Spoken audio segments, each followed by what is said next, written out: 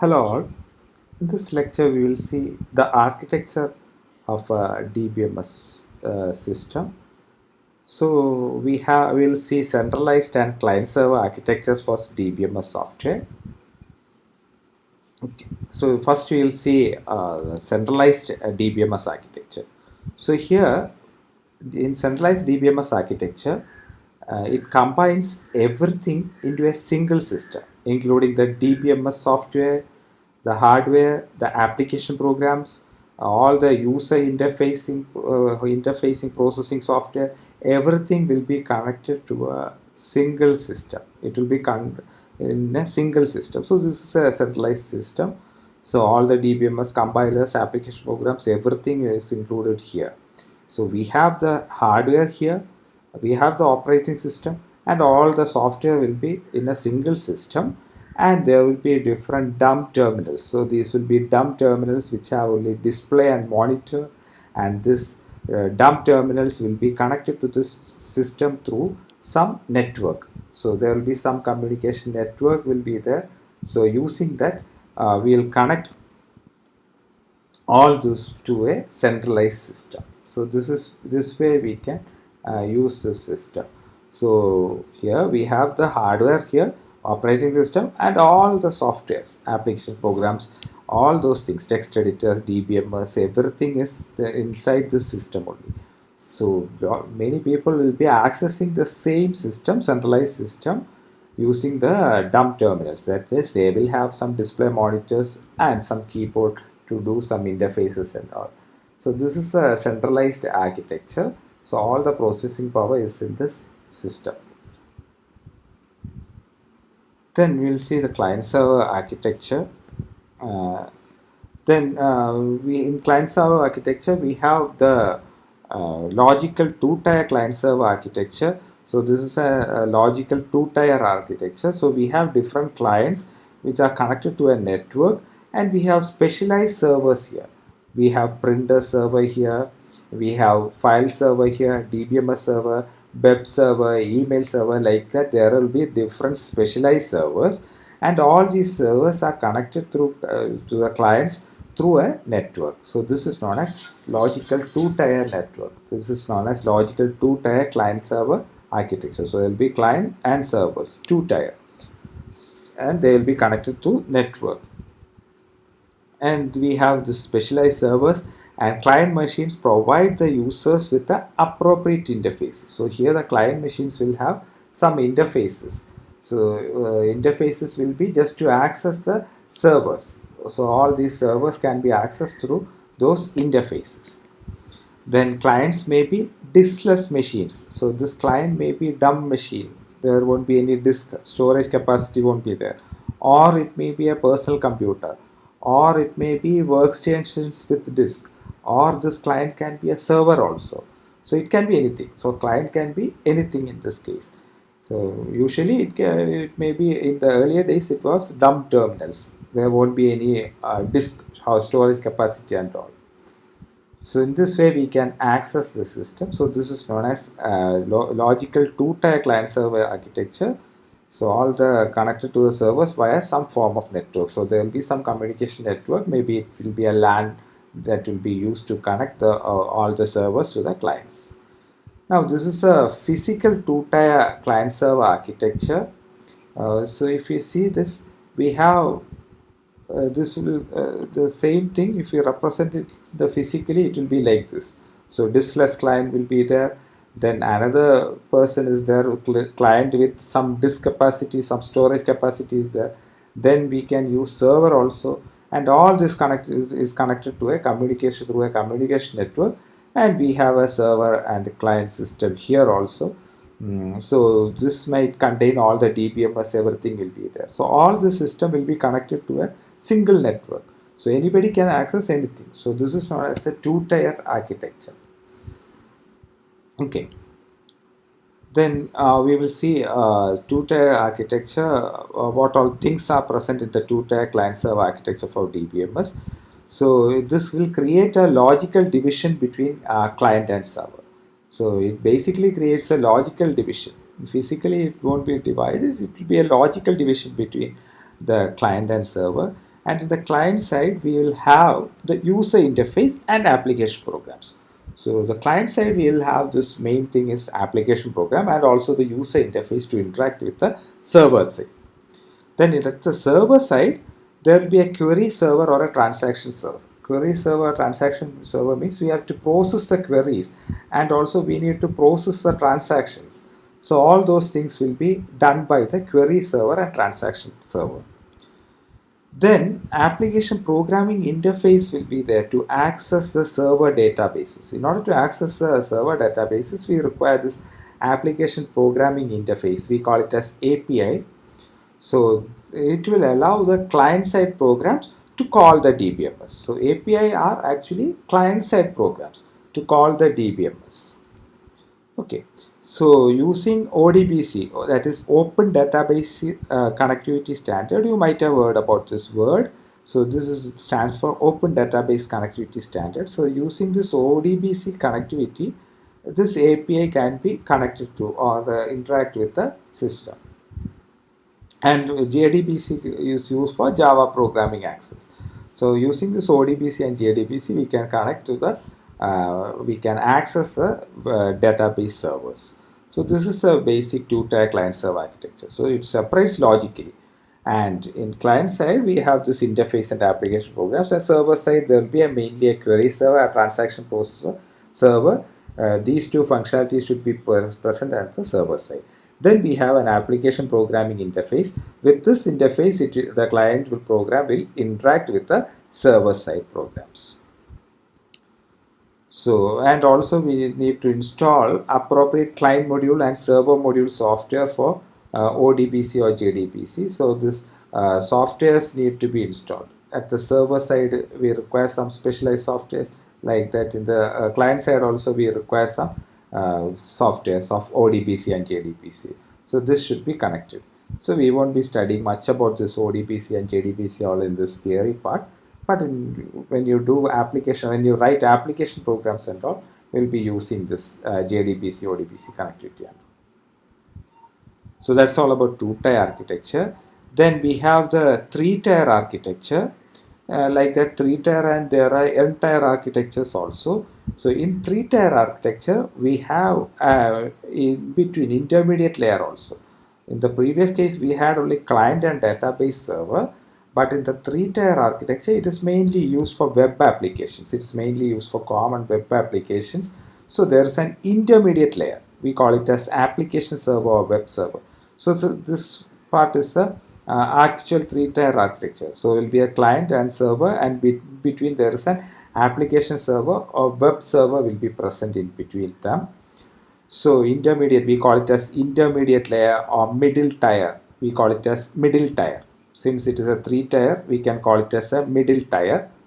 This is application server or the web server. Depending on the application, we can have different programs. So this intermediate plays an intermediary role. What it does is it will run some application programs, or it may store some web connectivity software, or it may contain some business logic part like this. So these are some of the scenarios of this architecture. So here we can have this GUI web interface. Here in the middle tier we are having this web pages or application programs, and this is a DBMS. This is another scenario where we have this presentation layer, then there is a business logic layer intermediate, and this is a database layer. So any of these architectures can be there.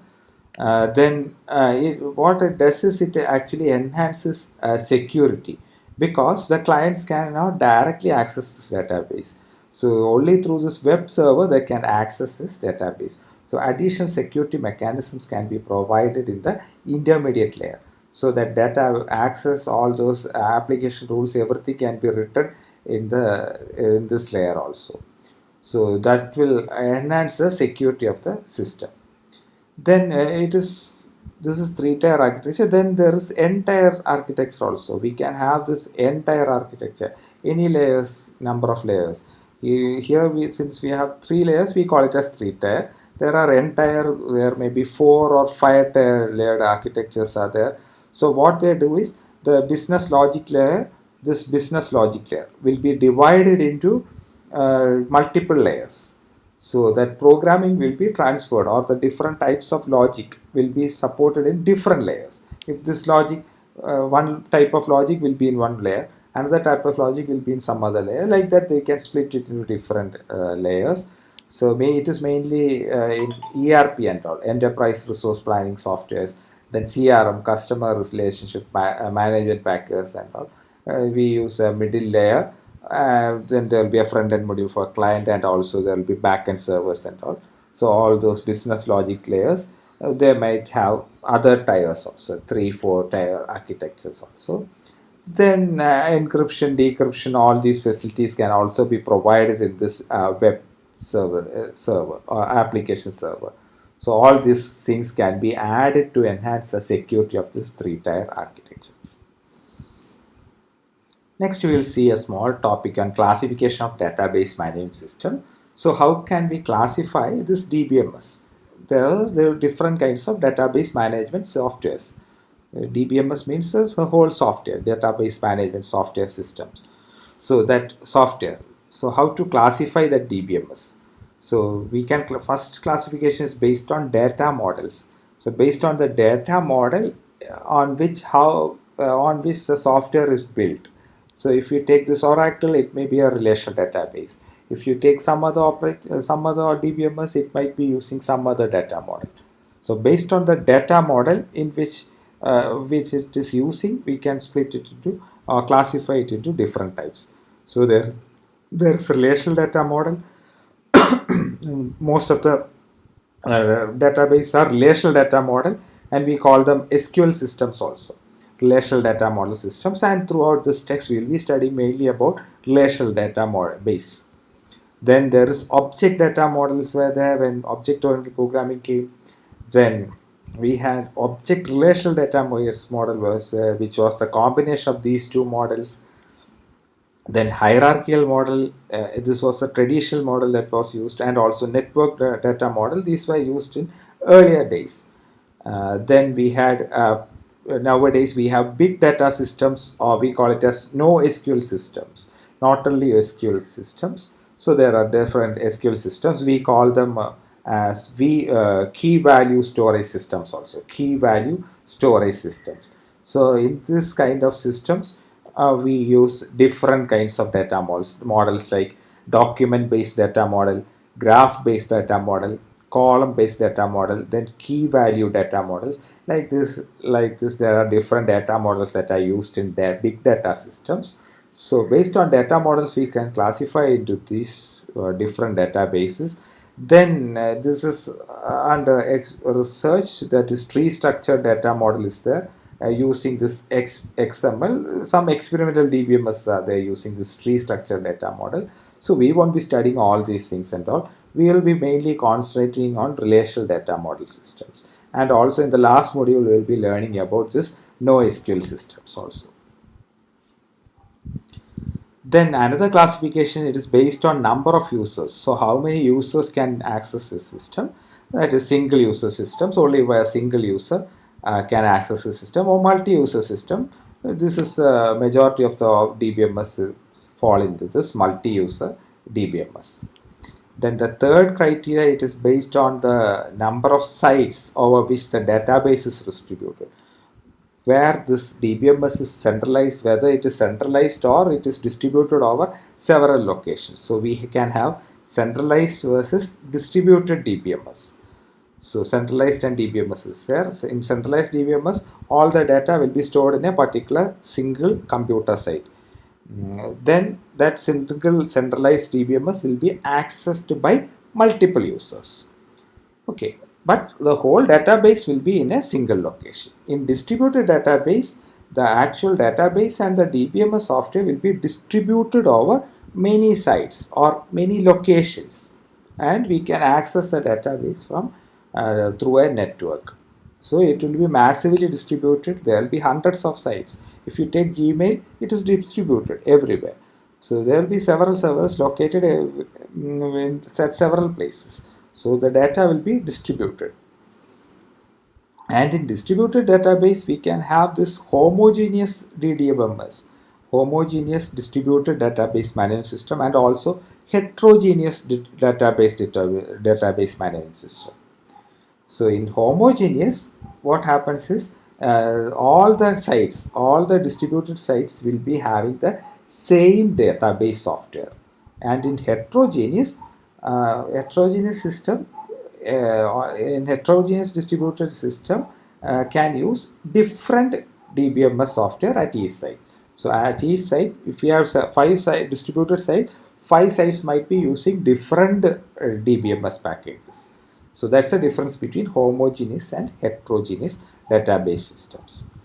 Then based on cost also we can classify this DBMS. One is open source or free software DBMS products like MySQL, PostgreSQL. Like this we have different SQLs open source. Then there are commercial DBMS like Oracle and all. There are several commercial DBMS packages also. Then we'll see a brief history of this thing. And in big data systems, we have already mentioned about this big data systems. There are document based and there are different things.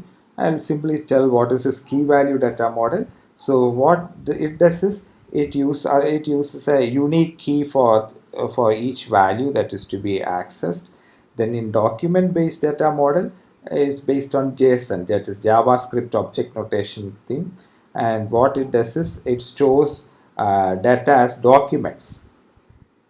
Then it is known as document based data model.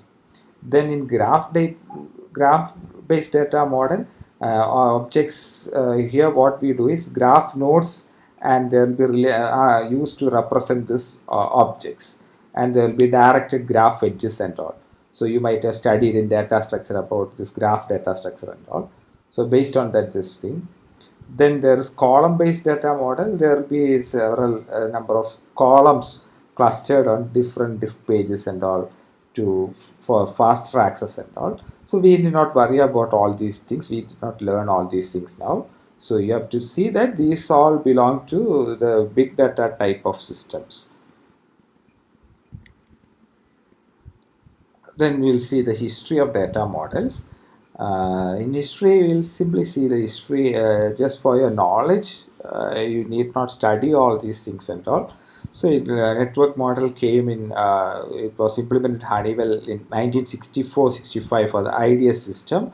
Their project was in later Codacil DBTG model, that is Conference on Data System Languages Database Task Group. It came in 1971, I think in 1971, and it was mainly used in COBOL language at all. Then after that, hierarchical data model came. So it resembles a hierarchical structure of a system.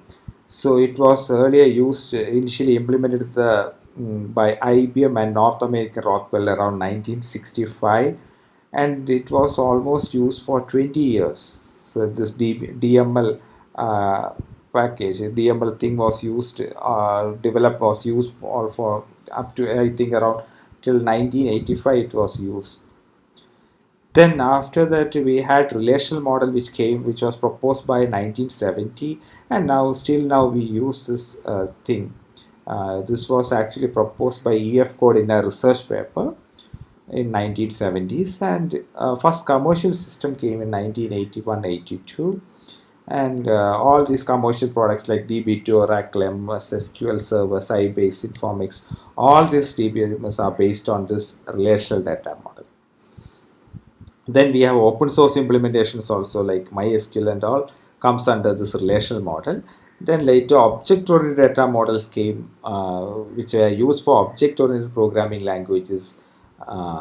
This or to Orion, like that, there are different things. We did not study all these things. Just I have shown all these things. You leave all these things. Then there were object relational data models, or starting from Oracle 10, DB2, SQL Server, all come under this object relational models. So this is a reference. Thank you.